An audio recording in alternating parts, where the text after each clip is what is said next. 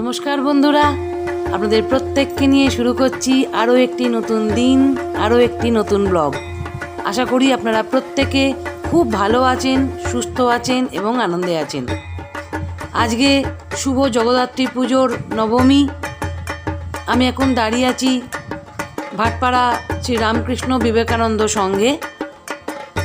যেহেতু এটা একটি সংঘ, এই ধরনের সংঘ, মঠ, মিশন, এখানকার পুজোর মাহাত্ম্যই তো আলাদা।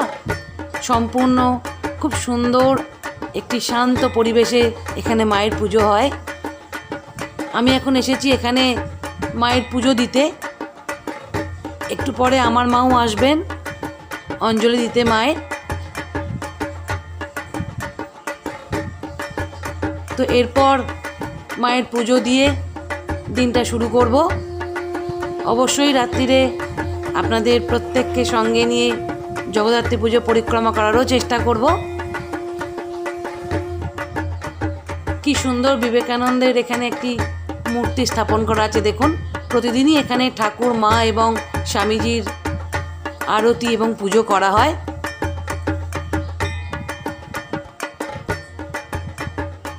এইসব জায়গায় এলে সত্যি বলতে আর উঠতে ইচ্ছে করে না। চলুন শুরু করা যাক দিনটা। তাহলে বন্ধুরা, এখন একদম সেজেগুজে আমি রেডি। এখন যাব মা আর আমি জগদ্ধাত্রী পুজো দেখতে, বা বলা ভালো জগদ্ধাত্রী পুজো পরিক্রমা করতে। আসলে চন্দননগর, মানকুণ্ডু, ভদ্রেশ্বর এইসব জায়গা তো জগদ্ধাত্রী পুজোর জন্য খুবই জনপ্রিয়, তো আপনারা জানেনই। কিন্তু আমার মার পায়ের যে অবস্থা, তাতে অতটা হেঁটে যাওয়া খুব মুশকিল। কারণ লঞ্চেই যাই বা ট্রেনেই যাই, একটা সময় তো হাঁটতে হবে। ঠাকুর তো ভীষণ সুন্দর, ওখানে গেলে তো একটা ঠাকুর কি দুটো ঠাকুর দেখলেই মন ভরে যায়। কিন্তু প্রচণ্ড দূরত্ব, খুবই হাঁটতে হয়। তো সেই জন্য চন্দননগর যাওয়া হয়তো সম্ভব নয়।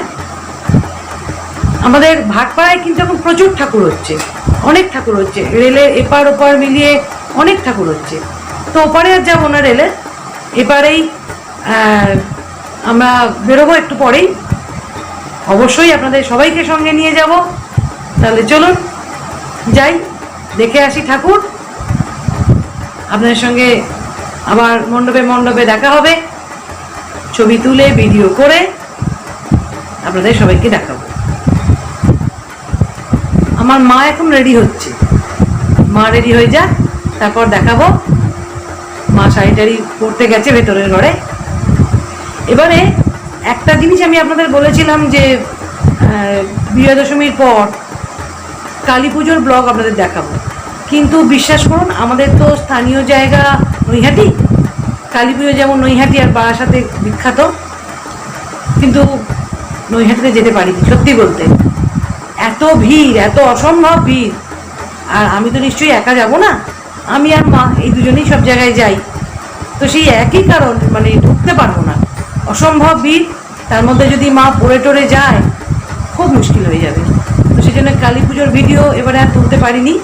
তাই চেষ্টা করছি জগদ্ধাত্রী পুজো দিয়েই মন ভরাতে।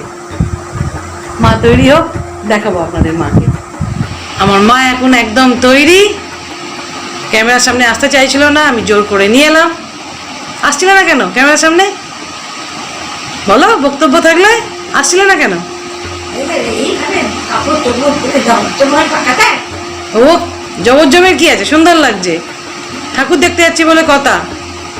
কত জামা কাপড় জমে আছে দেখেছেন? দেখুন, কিছুই পাট করা হয়নি। সকাল থেকে পুজোর জন্য মাও ব্যস্ত ছিল, আমিও ব্যস্ত ছিলাম।